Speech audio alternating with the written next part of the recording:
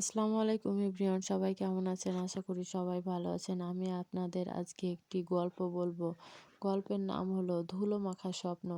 সূর্যাস্তের শহরে ফেরা। আসিফ যখন 15 বছর পর নিজ গ্রামে ফিরল, তখন সূর্যাস্তের রং অনেকটা ফিকে হয়ে এসেছে। স্টেশনে নামতেই নাকে এলো ভেজা মাটির সেই পরিচিত গন্ধ। অথচ আসিফ এই 15 বছর কাটিয়ে দিয়েছে দুবাইয়ের মরুভূমিতে, যেখানে বালু আছে কিন্তু মাটির মায়া নেই। সে যখন দেশে ছেড়েছিল তখন তার পিঠে ছিল ঋণের বোঝা, আর এক চোখে ছিল অসুস্থ বাবার চিকিৎসার স্বপ্ন। আজ তার পকেটে টাকা আছে কিন্তু সেই বাবা নেই। স্টেশনের চায়ের দোকানদার তাকে চিনতে পারল না। এটাই বাস্তবতা। সময় আর দূরত্ব মানুষের স্মৃতিকে ঝাপসা করে দেয়। প্রাপ্তির নাম বিসর্জন। বাড়িতে পৌঁছে আসিফ দেখল তার ছোট ভাই এখন সংসারী। যে বোনটির বিয়ের জন্য সে দিনরাত হাড় ভাঙা খাটুনি কেটেছে, সে এখন নিজের সন্তানদের নিয়ে ব্যস্ত। আসিফকে দেখে সবাই খুশি হলো ঠিকই, কিন্তু সেই খুশিতে কেমন যেন একটা অতিথি ভাব মিশে আছে। রাতে খাওয়ার টেবিলে বসে আসিফ উপলব্ধি করলো সে সবার জন্য টাকা পাঠিয়েছে, সুন্দর বাড়ি করে দিয়েছে, কিন্তু নিজের জন্য কোনো জায়গা রাখতে ভুলে গেছে। যে সে ঘরে আজ শুতে যাচ্ছে, সেখানে তার শৈশবের কোনো চিহ্নই নেই।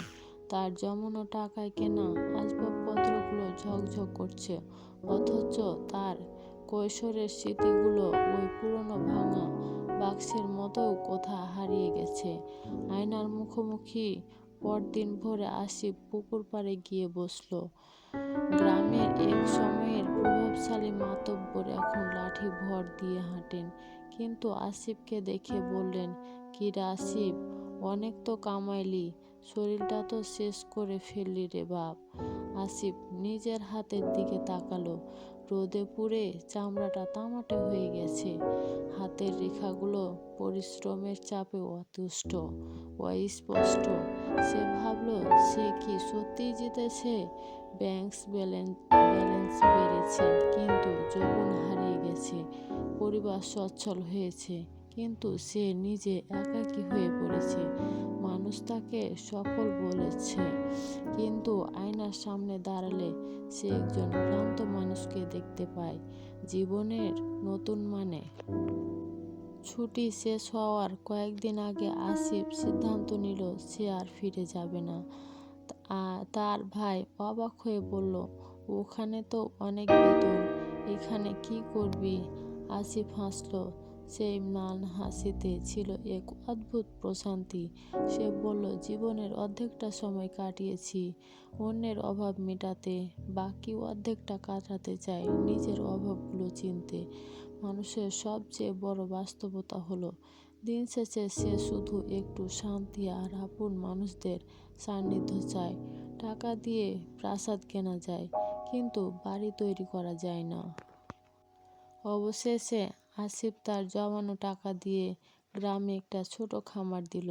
সে এখন তার শীততাপ নিয়ন্ত্রণ ঘরে থাকে না, কিন্তু ভোরের শিশির ভেজা ঘাসে হাঁটতে পারে। এটাই জীবনের রূঢ় কিন্তু সুন্দর বাস্তবতা। আমরা যা খুঁজি তা অনেক সময় আমাদের হাতের কাছেই থাকে, কিন্তু সেটা বুঝতে আমাদের জীবনের অনেকটা সময় পার করে দিতে হয়। গল্পটি কেমন লাগলো অবশ্যই আপনারা কমেন্টে জানাবেন। আর এরকম গল্প যদি পেতে চান তাহলে অবশ্যই কমেন্টে বলবেন। আর ভিডিওটি ভালো লাগলে অবশ্যই শেয়ার করে দিবেন, অন্যদের দেখার সুযোগ করে দিবেন। ধন্যবাদ।